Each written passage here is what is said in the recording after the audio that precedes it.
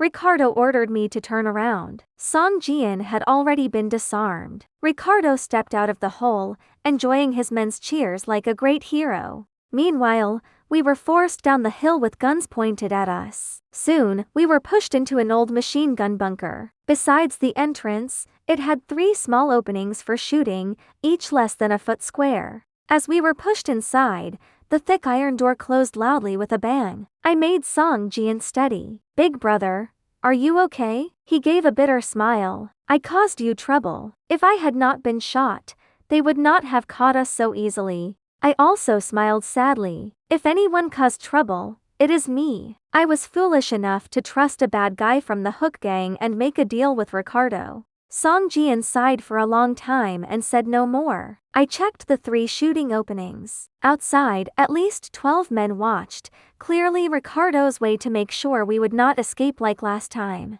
Through one opening, I saw the iron door, blocked with a very big bolt. With our strength, Song Jian and I could probably break the door, but doing it quietly, without telling the guards, was impossible. After a moment, I gave up on that idea. I looked at the shooting openings again, too small for either of us to fit through. I knew of only one person in all of China who could do it, an old master named Guan, whose special technique could make him fit through a hole barely a foot wide. Years ago, he had performed abroad and foreigners called it magic.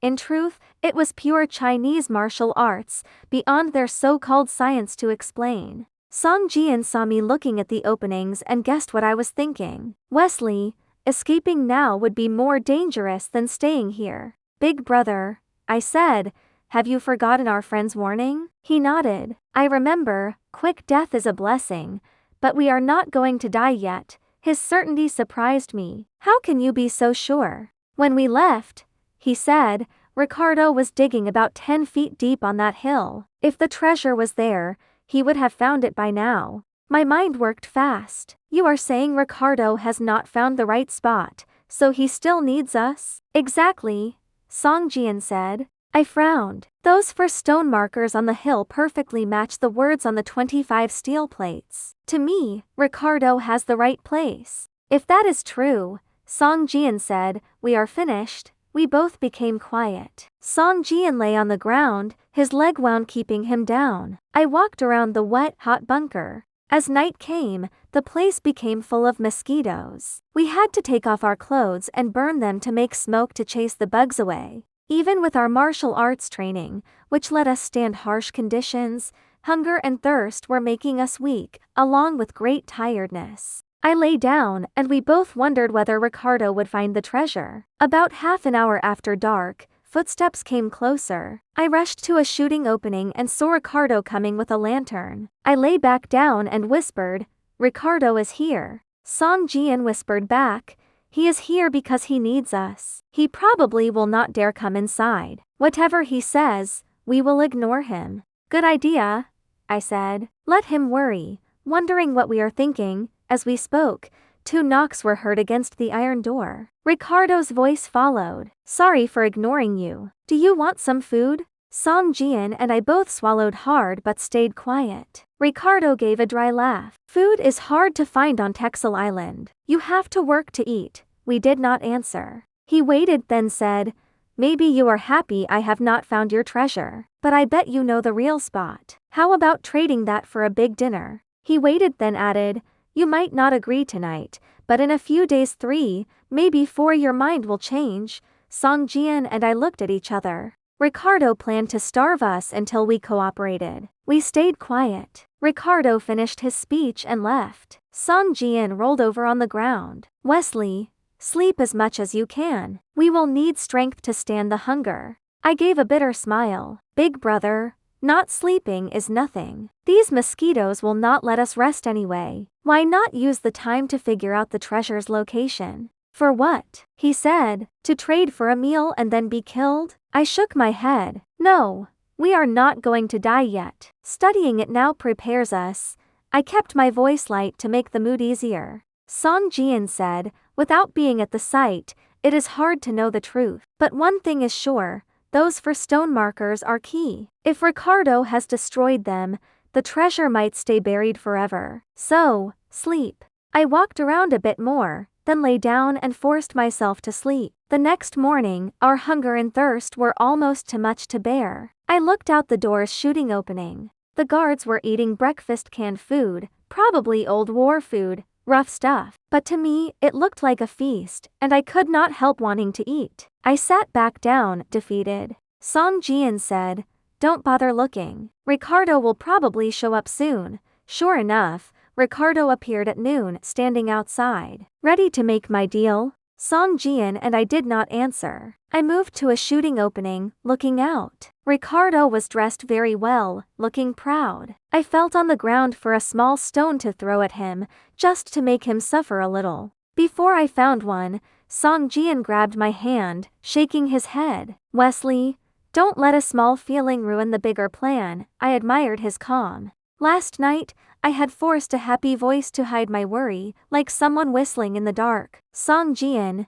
telling me to sleep, had been much calmer. Now, stopping me from attacking, he showed his steady wisdom again. I pulled back. Ricardo walked outside, got no answer, and left, his face dark with anger. He did not return until noon the next day. For that day and night, Song Jian and I fought terrible hunger and thirst. In my life, I had faced many life or death moments, but this was my first time fighting with starvation and no water. Hunger was bearable at first, but thirst was torture. We pressed our lips to the wet ground and later dug a foot deep to find small amounts of water to wet our mouths. Then the hunger hit harder. The hungrier we got, the more we imagined food. Any food, even the smallest pieces, seemed like a rich meal in our minds. Trying to stop thinking about food only brought memories of past dangers, deserts without water, miners trapped underground without supplies. The more we thought, the hungrier we felt. We did not sleep that night, sitting with crossed legs, meditating to calm the mental pain. Meditation could calm the mind, but it could not stop the body's strong need for food. When Ricardo's voice returned, our hunger was at its worst. His offer was tempting, but not enough to make us give up. We stayed quiet. Ricardo laughed. "Tomorrow, gentlemen, time will change your minds. Haha." As he spoke, chewing sounds came in, along with the delicious smell of roasted meat mixed with the bunker's old, wet smell. It was very tempting. Ricardo made us suffer with the smell for a full half-hour before leaving, laughing. But before he went, he threw in a leg bone. "Bite on that." Anger grew in me. I grabbed the bone, ran to the shooting opening, and threw it at him. He was just 4 or 5 steps away. The bone hit his head with a loud sound. He cried out, clearly hurt. I shouted, "Bite it yourself." His answer was many gunshots. Bullets hit the bunker, making sparks and kicking up cement dust. I ducked fast. Ricardo's very angry voice was heard. "One day, you will beg at my feet for a bone." He left angrily. Song Jian said, "Wesley, that just made things worse." "Do you blame me?" I asked. "No," he said. "It was the right thing to do." I gave a bitter smile. We had already been starving for 2 days and nights. But those 2 days were nothing compared to the next 2. In those next 48 hours, Song Jian and I barely moved, lying still except to suck muddy water from the ground. We could not waste energy with even the smallest movement. Still, the stomach pains and sharp pains were too much to bear. But the physical pain was nothing compared to the mental need for food. I had never imagined I could be so hungry. Every food came to mind, even the sour glue in a jar on my desk seemed sweet when I was confused. By the 4th night, we had been without food for 5 days and nights, counting the day and night before we were caught. Our martial arts training kept us from falling apart. Normal people would have died by now. That evening, Ricardo's voice came closer again. Song Jian whispered, "Wesley, we cannot continue this. We are just waiting to die. To the Hook gang, 2 dead men mean nothing." I thought for a moment. "Big brother, do you think Ricardo believes our story about the treasure?" "Of course," he said. "Why else would he start digging right away?" "Exactly," I said. "He wants that treasure, so he will not let us starve to death. We have to keep going." Song Jian nodded slowly. As we spoke, Ricardo's voice was heard at the door, laughing. "Have you ever heard the story of that Manhattan plot?" We looked at each other, not sure what he meant. Without waiting, he continued, Manhattan has the most expensive land in the world. One man owned a tiny piece of land in the middle of it. Everyone wanted to buy it, offering more and more money, but he would not sell. He stopped. We still did not understand his point. His voice became proud. In the end, they gave up. They built very tall buildings 70, 80 stories around his land. His land, stuck in the middle, became useless. They turned it into a toilet. A piece of land worth $6 million became a toilet. Ha ha. I took a deep breath as he continued. Gentlemen, you are the same. I do not need you anymore. Song Jian looked at me. I could not stop myself. Without us, you will never find the treasure. And you cannot starve us out. We have hunger pills to last a year. As I spoke, I could not stop swallowing hard, my mouth watering even though I did not want it to. Ricardo burst into laughter outside the bunker. Open the door. We stopped as the sound of locks and chains rattled and the door opened quickly. There stood Ricardo, full of pride, with 2 Hook Gang members next to him, their guns pointed at us. Get up. Hands high, he shouted. I am taking you to see a small project that is starting. Song Jian and I looked at each other, confused, not sure what game he was playing. His proud way of acting showed he was in control, acting without worry. In this situation, if we wanted to stay alive and find a way to fight back from this dangerous spot, our only choice was to follow along. We stood, pretending to be weak, arms shaking, bodies moving as we walked out of the bunker. Both of us had the same plan, to use the moment we stepped outside to attack Ricardo by surprise. But he seemed to know what we could do. Even though we acted weak, he moved back before we reached the door, saying sharply, "Move forward."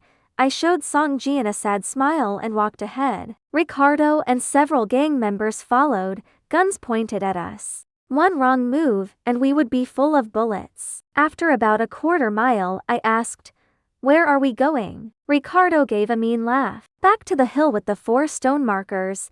We have not eaten in days," I said. "We will not make it that far." He smiled in a mean way. "Don't worry. I have been told you two are specially trained. Keep moving." His words hit me suddenly. It sounded like someone else had contacted him, giving him enough information to no longer need us for the treasure's location. Until now, our survival depended on Ricardo's need for us. If he thought we were useless, we were as good as dead. My shock must have shown, because Ricardo laughed. The most expensive land becomes a toilet. I kept my voice steady. "Who is the man?" Ricardo shrugged. "He says he has a higher rank in China's secret groups than either of you. Says he is his father's heir, and his father is the top leader." I said quickly, "Bai Kiwei." Ricardo smiled widely. "That's the name. He arrived last night. We talked all night and agreed.